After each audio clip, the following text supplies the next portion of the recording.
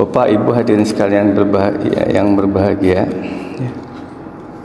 kita masih berada di bulan Muharram. Hari ini tanggal 9 Muharram, besok 10 Muharram. Dan mulai di antara kita ada yang saum tanggal 9 Muharram.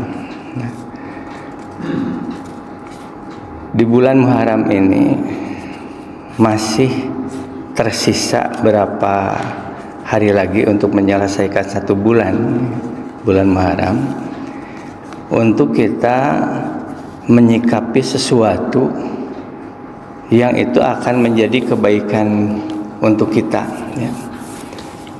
Di dalam surat At-Taubah, ya, berkaitan dengan Muharram ayat 36, ya. A'udzubillahi minasyaitonirrajim.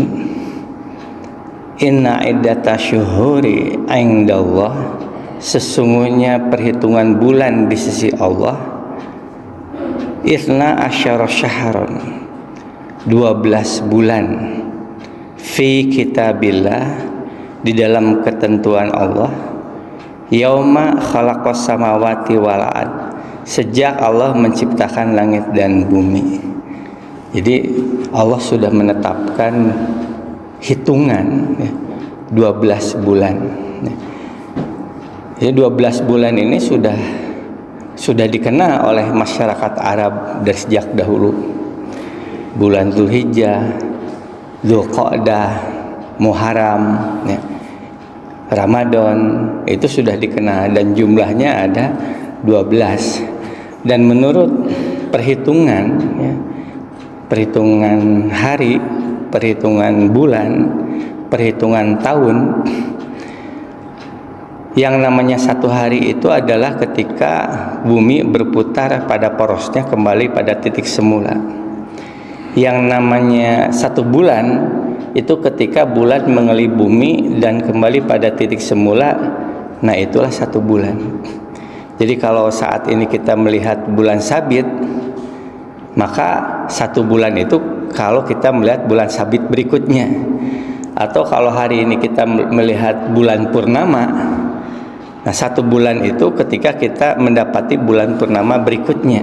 Nah, yang namanya satu tahun ketika bumi mengelilingi matahari kembali pada titik semula. Nah, itulah satu tahun.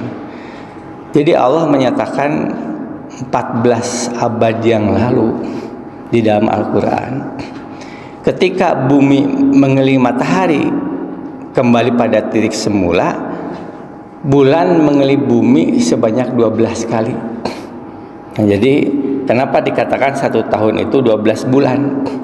Ketika bumi mengelilingi matahari kembali pada titik semula, persis bulan mengelilingi bumi sebanyak 12 kali. Maka Allah menyatakan inna iddatash syuhuri 'indallah, sesungguhnya hitungan bulan di sisi Allah adalah isna asyara syahran, 12 bulan, fi kitabillahi yauma khalaqas samawati wal ard, sejak Allah menciptakan langit dan bumi. Jadi sejak Allah menciptakan langit bumi, ya itulah kondisinya. Nah, jadi hitungan hari, hitungan waktu itu tergantung dari perputaran bumi, bulan dan matahari. Nah, kalau ada pertanyaan, apakah di akhirat itu yang namanya hari itu berbeda dengan yang di bumi? Ya pasti beda. Karena di akhirat itu nanti sudah tidak ada lagi bumi, bulan dan matahari. Padahal hitungan hari, hitungan bulan, hitungan tahun tergantung dari perputaran bumi, bulan dan matahari. Nanti di akhirat semuanya sudah tidak ada. Nah, kita tidak tahu patokan hari nanti di akhirat itu apa, ya. Yang jelas yang namanya satu bulan itu bukan berputarnya bulan mengelilingi bumi, karena dengan peristiwa kiamat itu sudah hancur semuanya. Nah, jadi sudah pasti berbeda lah yang namanya hitungan hari nanti di akhirat. Nah, lalu Bapak Ibu hadirin, Allah kemudian menyatakan, menetapkan sejak dahulu, sejak Allah menciptakan langit dan bumi, minha arba'atun hurum, di dalamnya ada 4 bulan yang dihormati. Jadi ketetapan 4 bulan yang dihormati, Dzulqa'dah, Dzulhijjah, Muharram, dan satu lagi nanti Rajab. Allah menetapkan 4 bulan yang dihormati itu sejak Allah menciptakan langit dan bumi. Sehingga sebelum Rasulullah menyampaikan, mendakwahkan risalah, masyarakat Arab sudah mengenal ada 4 bulan yang dihormati. Artinya itu memang sudah disampaikan melalui nabi-nabi terdahulu, sehingga ada ketentuan masyarakat Arab bahwa di 4 bulan yang dihormati itu tidak boleh terjadi peperangan. Jadi sudah ada perjanjian antara ketua suku sebelum Islam yang disampaikan oleh Rasulullah SAW, perjanjian bahwa di bulan itu jangan terjadi peperangan, menjaga diri tidak terjadi peperangan. Nah, dzalika dinul qayyim, itu adalah din yang lurus, itu adalah ketentuan Allah yang lurus, yang benar. Lalu Allah menyatakan fala tadlimu fihinna anfusakum, maka jangan kalian menjolimi di dalamnya diri kalian ketika berada di 4 bulan yang dihormati. Apakah itu mendolimi saudara kalian sampai tidak boleh berperang, atau mendolimi diri sendiri berbuat dosa? Karena hakikatnya yang namanya dosa itu adalah mendolimi diri sendiri. Maka harus menjaga diri di bulan yang dihormati, jangan membiarkan dosa terjadi.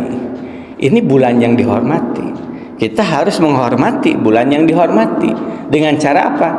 Tidak melakukan dosa, menahan diri untuk tidak berdosa. Nah, itu artinya dia itu menunjukkan bahwa dia itu menghormati bulan yang dihormati. Lalu di ayat berikutnya, lanjutan ayatnya, waqatilul musyrikina kafah kama yuqatilunakum kafah, dan perangilah orang-orang musyrik kafah sepenuhnya sebagaimana mereka memerangi kalian sepenuhnya. Nah, ketentuan menghormati bulan yang dihormati, tidak boleh melakukan peperangan, itu tidak berlaku kalau ada yang memerangi. Jadi kalau ada yang memerangi, ya perangilah. Bukan karena ini kan bulan yang dihormati, ketika diperangi ya kita diam saja, kita tidak melawan. Tidak, ketika ada yang memerangi maka perangilah ya. Jadi ketika ada yang memerangi itu tidak berlaku yang namanya bulan yang dihormati, karena ketika ada yang memerangi ya perangilah dengan kafah yang sama ya, sebagaimana mereka memerangi kalian kafah ya, sepenuhnya. Nah, lalu di akhir ayat, wa'lamu, ketahuilah oleh kalian, anallaha, sesungguhnya Allah ma'al muttaqin, bersama orang yang bertakwa. Nah, inilah yang perlu kita sikapi ya. Kenapa? Karena ini ada sesuatu kata-kata penting bagi kita. Allah menyatakan wa'lamu annallaha ma'al muttaqin, ketahuilah oleh kalian sesungguhnya Allah bersama orang yang bertakwa. Apakah kita ingin menjadi orang yang bertakwa? Apakah kita ingin dimasukkan ke dalam sosok manusia yang bertakwa? Tentu saja kita menginginkan. Lalu bagaimana cara kita agar dimasukkan ke dalam golongan orang yang bertakwa dari ayat ini? Kalau kita melihat uraian ayat tadi, berarti siapa yang dikatakan orang yang bertakwa itu? Orang yang bertakwa itu adalah orang yang peduli dengan apa yang telah Allah tetapkan. Allah telah menetapkan bahwa di antara semua bulan itu ada 4 bulan yang dihormati. Ketika ia peduli terhadap ketentuan Allah, terhadap 4 bulan yang dihormati, maka itulah dia tersematkan pada dirinya sebagai orang yang bertakwa. Tapi kalau dia cuek, tidak ngeh, biasa-biasa saja, seakan-akan tidak peduli.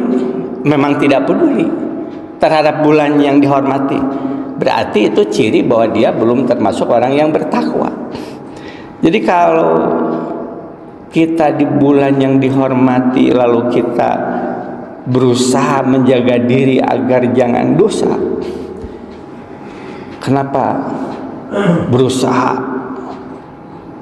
menguatkan diri jangan sampai dosa? Karena saya menghormati bulan yang dihormati, sehingga jangan sampai saya berbuat dosa. Nah, berarti itu ciri orang yang bertakwa.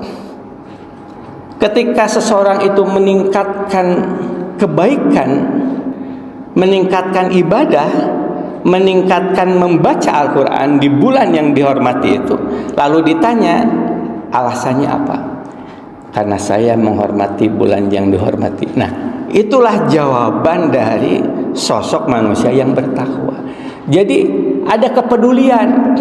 Nah, kita sudah lewat Dzulqa'dah, Dzulhijjah, dan sekarang Muharram. Di Muharram ini masih kita ada kesempatan untuk memperlihatkan diri kita kepada Allah, agar kita termasuk disematkan diri kita menjadi orang yang bertakwa. Apa? Kita tunjukkan kepada Allah dari hari-hari yang kita lewati. Begitu pagi kita bangun, lalu kita menyadarkan diri kita, ini adalah masih berada di bulan yang dihormati.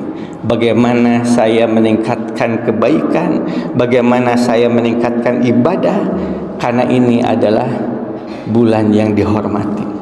Dan begitu pula di saat akan menjelang akhir malam, menjelang tidur, ya Allah, ampunilah hamba ya Allah. Kalau saya tidak menghormati bulan yang dihormati, artinya masih ada dosa yang dilakukan. Semoga besok hari saya menjadi lebih baik. Jadi setiap saat dia selalu kaitkan bahwa hari itu, bulan itu, ini kita masih berada di bulan yang dihormati. Sampai kapan? Sampai berakhir bulan Muharram. Jadi hari-hari kita terus kita kaitkan bahwa ini adalah sesuatu yang kita jaga, kita hormati, bulan yang dihormati. Agar apa? Agar kita bersama, agar kita termasuk orang yang bertakwa, agar dalam diri kita disematkan oleh Allah sebagai sosok manusia yang bertakwa. Wa'lamu annallaha, ketahui bahwa sesungguhnya Allah ma'al muttaqin, bersama orang yang bertakwa, orang yang peduli dengan apa yang telah menjadi ketetapan Allah. Bapak Ibu hadirin sekalian, di samping itu, apa yang kita pikirkan, apa yang kita rasakan ketika kita masih berada di bulan Muharram.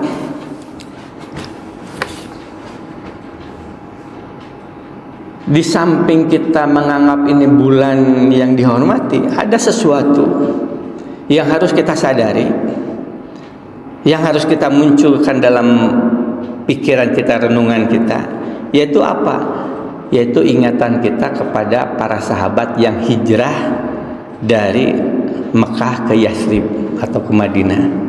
Nah, memang yang namanya hijrah itu tidak terjadi pada bulan Muharram, tapi ada hubungannya apa? Begitu masuk bulan Muharram, kita memasuki tahun baru Hijriah. Dan penetapan tahun baru Hijriah itu, titik 0 Hijriah, itu penetapannya dari kesepakatan para sahabat ketika zaman Umar bin Khattab. Mulai titik 0-nya itu dari pada saat sahabat hijrah dari Mekah ke Madinah. Karena awalnya titik 0-nya tidak jelas. Kadangkala dikaitkan dengan peristiwa yang besar, peristiwa ketika Abraha menyerang Mekah, berniat menghancurkan Ka'bah, sehingga tahun itu dikenal oleh masyarakat Arab sebagai tahun gajah. Nah, lalu dijadikanlah patokan 2 tahun sebelum tahun gajah. Kapan? 5 tahun setelah tahun gajah. Nah, jadi tahun gajah itu dijadikan patokan 5 tahun setelah tahun gajah, ya. 10 tahun setelah tahun gajah. Nah, para sahabat berkumpul, kita akan menentukan tahun nol. Tahun nolnya dari mulai kapan? Apakah kita sepakat dari mulai tahun gajah ini? Nah, ternyata tidak. Para sahabat menginginkan bahwa titik nol itu dari saat hijrahnya para sahabat. Nah, berarti para sahabat menganggap bahwa hijrah itu adalah peristiwa yang penting, sehingga dijadikan titik nol, ya, tahun baru Hijriah. Jadi begitu kita memasuki Muharram dan ini ada tahun baru Hijriah, mulai awal bulan, ya, maka kita ingatan kita kepada para sahabat yang hijrah. Nah, dan ternyata Bapak Ibu hadirin sekalian, ada suatu kejadian yang luar biasa. Para sahabat salah satunya adalah Suhaib Ar-Rumi. Suhaib Ar-Rumi itu ada orang kaya di kota Mekah. Tapi karena ada perintah hijrah, ia kemudian meninggalkan kota Mekah dengan ia tinggalkan seluruh hartanya. Rumahnya ditinggal, kebun-kebunnya ditinggal, hewan ternaknya ditinggal.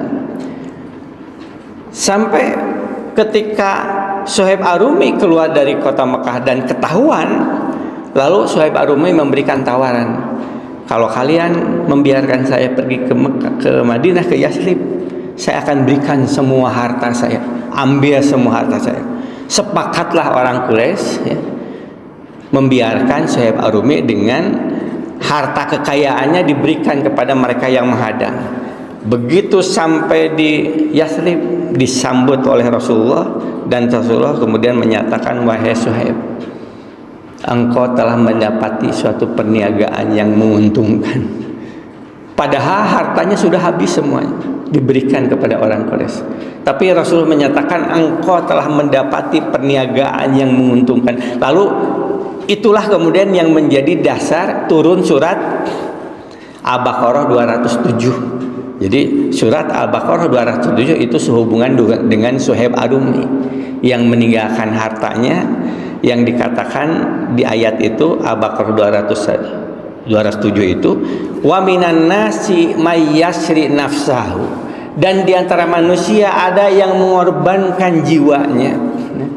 Manas wa minan nasi may yasri nafsahu ibtigha amadatillah, untuk mengharap ridho Allah dalam rangka melaksanakan perintah Allah hijrah. Dan itu, yaitulah Suhaib Ar-Rumi, ya, yang Al-Baqarah 207 itu dikaitkan dengan tadi Suhaib Ar-Rumi tadi. Nah, Bapak Ibu hadirin sekalian, kalau kita perhatikan perjalanan hijrah ini, apakah yang mengorbankan dirinya itu hanya Suhaib Ar-Rumi? Apakah yang meninggalkan rumahnya, meninggalkan kebun-kebunnya itu adalah Suhaib Ar-Rumi? Tentu tidak. Semua sahabat juga sama, semua mengorbankan dirinya, meninggalkan rumahnya, meninggalkan harta bendanya dalam rangka memenuhi perintah Allah untuk hijrah. Suhaib Ar-Rumi itu adalah salah satu contoh dari para sahabat. Nah, kalau kita baca di ayat yang lain, ternyata, ya, surat 9 ayat 100, ya, ternyata ada sesuatu yang nanti ada kaitan dengan kita. Surat 9 ayat 100 itu ada kaitan dengan kita. Apa? Wasabiquna awalun mina muhajirina wa ansor, dan orang-orang as-sabiquna awalun dari muhajir dan ansor. Ansor itu ya penduduk Yathrib yang menolong orang yang hijrah, ya. Walladzina taba'uhum bi ihsan, dan orang-orang yang mengikuti mereka dengan baik.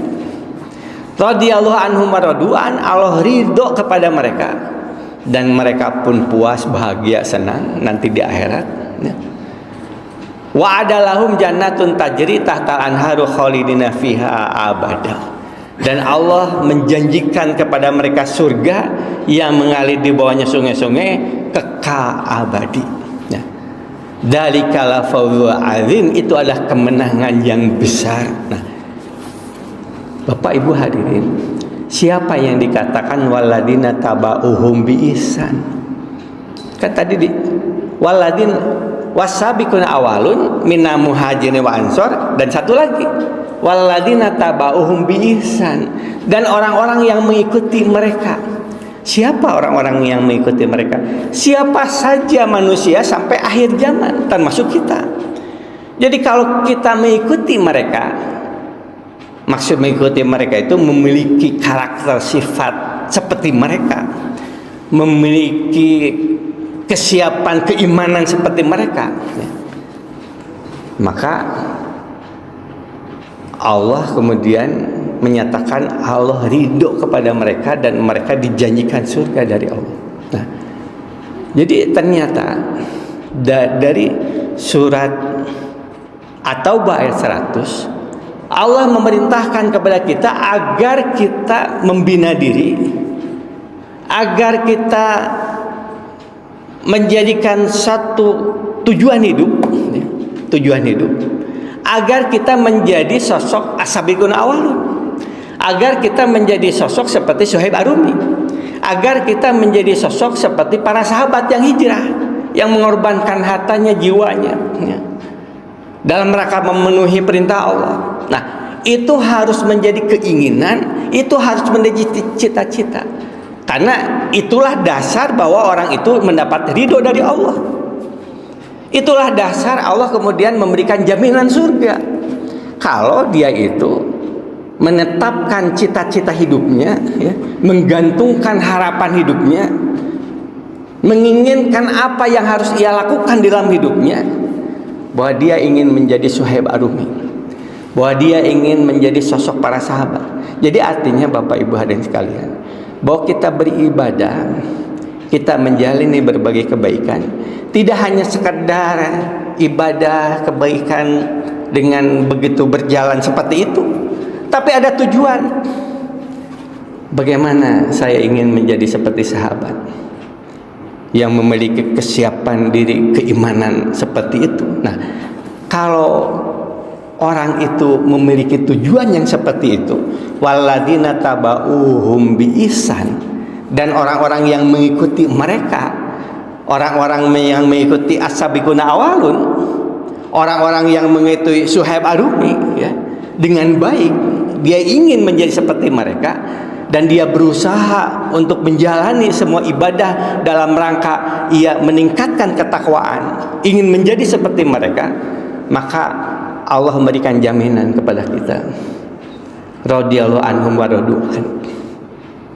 Allah ridho kepada mereka, dan nanti di akhirat dia akan mendapatkan kepuasan, kebahagiaan, dan Allah memberikan janji kepada mereka berupa surga yang kekal abadi. Bapak Ibu hadirin sekalian berbahagia. Jadi bagi kita yang paling utama,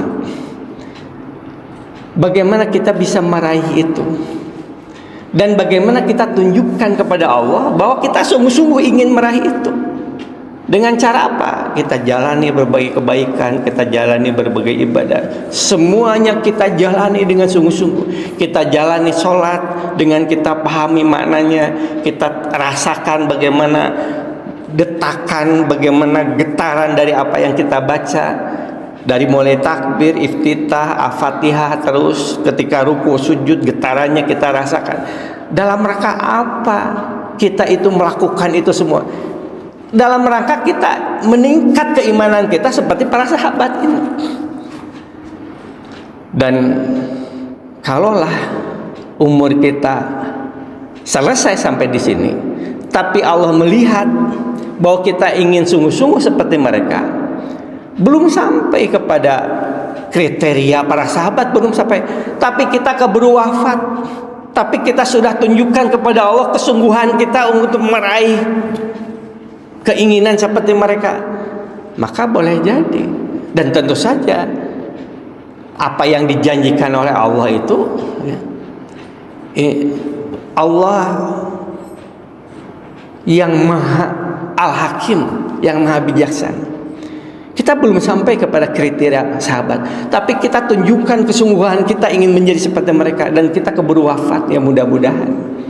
Ini adalah jalan kita mendapatkan ridho Allah, jalan kita mendapatkan janji Allah berupa surga. Karena ini yang Allah tetapkan, wasabiqun awalun minal muhajirin wa ansor waladina tabauhum bi ihsan radhiyallahu anhum wa radu'an wa adalahum jannatun tajri tahta anharu khalidina fiha abada. Dzalika fawzul azim. Itu adalah kemenangan yang besar. Jadi ketika kita wafat, ketika kita ajal, tapi kita memang berada pada jalan itu, hakikatnya kita mendapatkan satu kemenangan yang besar. Bapak Ibu hadirin, jadi kita masih ada waktu ya untuk kita tunjukkan kepada Allah bahwa kita adalah sosok manusia yang bertakwa, dan kita ingin ya menjadi figur seperti itu, yaitu mereka-mereka yang berhijrah ya dari Mekah ke Madinah ya, dari ke Yasrib ya.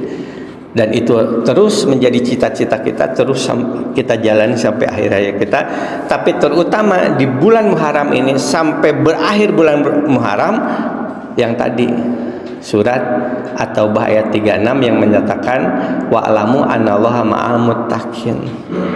Kita tunjukkan kepada Allah, memang kita peduli bahwa bulan ini adalah bulan yang dihormati, dan kita tetapkan bulan yang dihormati ini, di bulan yang dihormati ini, cita-cita keinginan kita yang luhur, yang mulia, yang suci. Kita ingin menjadi sosok seperti para sahabat yang hijrah dari Makkah ke Yasrib. Demikian, mudah-mudahan ada manfaat untuk kita semua. Barakallahu li wa lakum, nasrun minna wa li fafatun qarib wa basyiril mu'minin. Assalamualaikum warahmatullahi wabarakatuh.